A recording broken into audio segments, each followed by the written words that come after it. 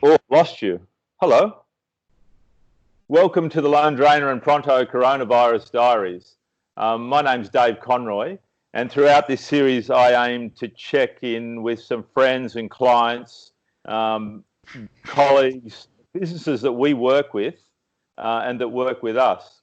I want to find out how they're getting on during the coronavirus of 2020 and how it's affecting them personally and in their businesses. So today, my guest is Dominic D'Ettorre. I've known Dom for a few years. He's a husband, he's a dad, he's a footy fan, and he's a fitness fanatic. You'll often see Dom training on the beach before sunrise at Coogee, running up and down the soft sand. And he loves the water. He's becoming a more competent ocean swimmer. And look, I've even actually had him out on the stand-up paddleboard. Now, Dom is passionate about real estate. His agency is D'Ettorre.com.au, D'ettorreRealestate.com.au. Correct me if I'm wrong, Dom? That's correct, Dave. Okay. He has a boutique agency in Oxford Street in Woollahra. And look, Dom, welcome. Thank you. Firstly, may I ask, has life during the coronavirus changed for you and Rochelle and your family? Look, yeah, obviously it has with the limitations we have, but still, I try to be positive and look at the glass half full and thinking, well, we're still eating well. I'm eating better than ever. Rochelle's got more time to cook. She did work for Qantas and she's been stood down. And so I think there's a lot more family time, and we've just got to be a lot more vigilant when we get out there and get home, So really... So social distancing is a thing for your family and everyone around you? Well, inside the house, we're all family as usual. But obviously, yes, we try and obey by what, the government's relaying out there, and with, going out exercising, that's purely what we go out for, and I go out for work. And the kids, we like to think they stay home, and if they're going to go exercising, that they're going out for a walk or to run, and generally they're always home. But for the time being, and fingers crossed, as it is with my family, is that they're all happy and healthy and just adjusting their habits. Yeah, and that's the thing we got to look at, is just, as I said, being vigilant, making sure that when you are out and about, it's all about who you bump into, who you like for me, I always forget. I'm always sticking my hand out, going, I've got to give myself an uppercut and say, So. But you're an affable sort of a bloke like me, and your general go-to is to welcome people. Yeah, and that's sort of the habit that over the last 4 weeks, you still find yourself sticking your hand out, or now it's more the elbow, or I don't know if you're allowed to do the elbow anymore. I think they've even banned that. So, but generally speaking, the whole family's well, and we're adjusting, and also grateful that we are living in Australia, a great country to, sort of. I wouldn't want to be anywhere else, to be honest, Dave. Well said. Now, tell me about your real estate business during this time. You do rentals and you do sales. So why don't you tell me a little bit about that? Yeah, look, I do both commercial and residential. So, and are those people affected by the pandemic and the rules, the new set of rules? It's been an avalanche. You're talking firstly with, we do a lot of student accommodation and budget accommodation, and they were the first really hit, because these young guys, wherever they've come from over the world, Spain, Italy, France, Asia, they all work to subsidise their courses. They're working part-time to pay their rent. So uni students mostly? Yeah, uni students, or they're here on a visa or a holiday visa and working and either studying. And, once I think it was around when the COVID pandemic was announced, the 12th of March, we just had an avalanche of once the closures, the hospitality industry was closed, forced closures on businesses such as, gymnasiums, beauticians, restaurants, bars. It was diabolical, and we just were getting email Yeah, email and phone call after phone call. We've lost our job. We can't pay the rent. Why are we here? We don't need to be here. Our courses are closed. So a lot were exiting and going back and before the deadlines. And So they've just to clarify that point. So a lot of those tenants, students who had casual jobs, have left the country, and they've had to break their lease, and with that, I'm sure there's a knock-on effect with the property owners, because they've got bills to pay too. yeah, and look, what I say, and they had the moratorium. You can't stop. Your land tax rates. Your council rates, your water rates, your electricity, they keep going. Okay, now they're deferring it, but they're not going to wipe out, where the government has asked the property owner to say, well, you got to take your losses and wear it. And with the government, you can't sit down with the OSR or the ATO and say, can you knock off 40% of my land tax. They are working away now. There is a moratorium where there is a code that they are looking at that, which has helped the commercial properties, but the residential properties owners who have lost their tenants or subsidised their tenancies are going to head for a loss. And they don't, and the residential property owners who have those types of tenants don't. There's no recall. Those people coming back into the country for a very, very long time. So once again, they've still got bills to pay. And is there any redress for those private residential property owners? No, not with the residential properties. No. But there is for commercial. Commercial, there's what they are doing. If they can prove, well, obviously financially they prove that their business has lost. There is a formula that we're going off under the SME mandatory code. That worst case scenario, they can knock off 25% of what they've lost off their land tax.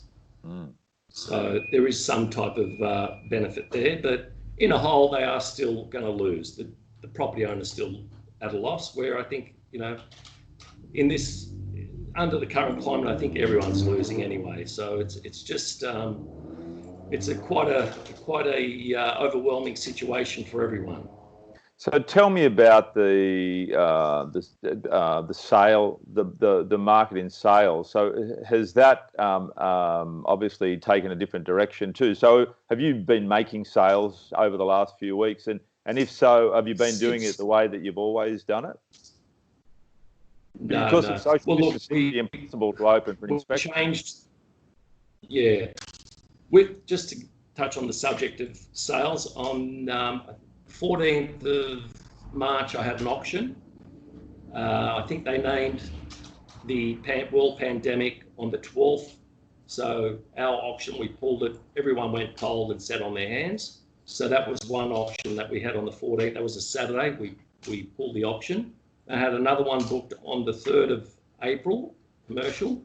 And we had buyers on that who just went cold as well. So two auctions we had in the early stages, the 14th of March and 3rd of April. All the buyers got jitters, which, for the obvious reasons and understandably. So those properties now are just for sale. Okay, so you called the auctions off, and now they're just listed as being for sale, and prospective buyers can come and look at them online and then tee up an inspection where they can enter the house. Yeah, okay. So that's what we're doing at the moment. It's just one-on-one. And whatever new listings we're getting, and that has been a couple that we just got a price on. We're not going to auction, and inspections are held just personally one-on-one. We can't have a set open time with anyone coming in. It has to be one-on-one sort of inspection, private inspections, and that's what we're accommodating at this stage. Can I just ask you a question? You got the buyers, you got the vendors on one hand, or the sellers, and you've got prospective buyers on the other hand.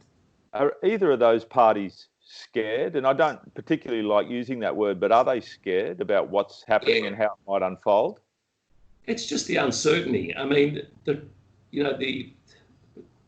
what we're getting from buyers is they're sitting on their hands to see what happens, and because they anticipate the market will go which way. Well, look, I can't see it bouncing back very quickly. I mean, we've got to look at the economy the way it is at the moment. Unemployment's almost going to head to 10%. A lot of people unemployed. I mean, it's record low interest rates, but it's for the normal, layman buyer who's just looking to buy their first home or a home. They've sort of got the jitters and saying, well, where's the market going to go? It might go down further, or they're offering silly money way below what the asking prices are. If they get it, great. If they don't, they'll just hang on and wait and see. So that seems to be the consensus from the buyers. I do a lot of investment properties as well, where they buy it on investment. So we were selling properties on a 5% yield. Buyers now are saying, well, gee, I'm not going to buy on 5%. Obviously, I want a greater return, and looking at 8 or 10% for their money if they're going to venture in. Is that realistic?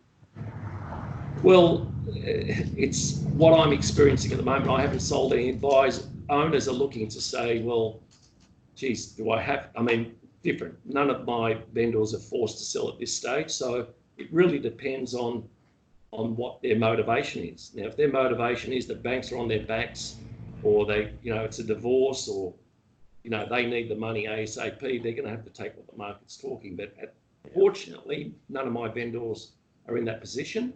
It's a wait and see. We're just being patient. And I wish I did have that crystal ball to see what's going to happen down the line, but it's hard to sort of ascertain what is going to happen.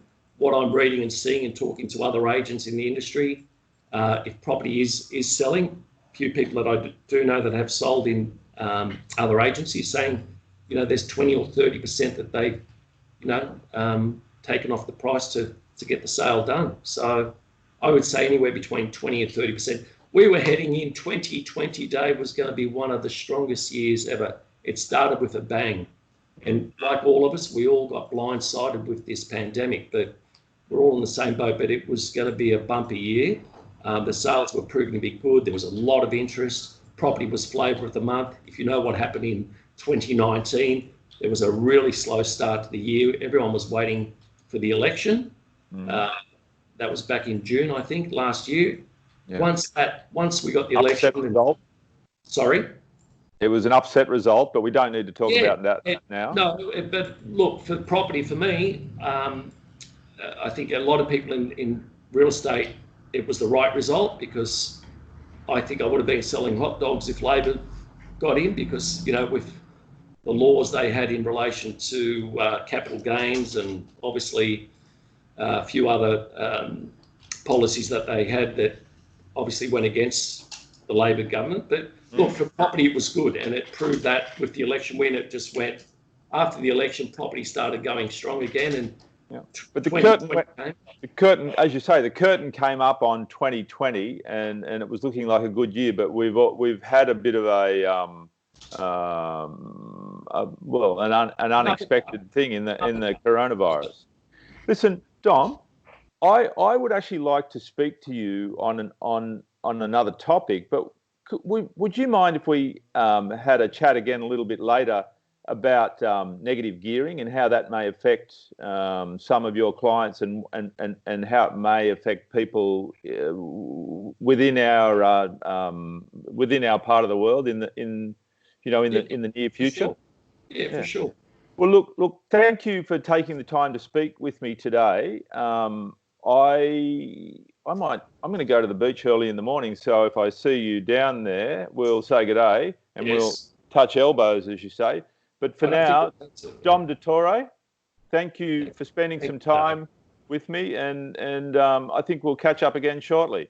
Thank you, Dave. Pleasure. Absolutely pleasure to see you, and I'll see you soon. All the best. Thank you, Dave. Thank you. Bye-bye.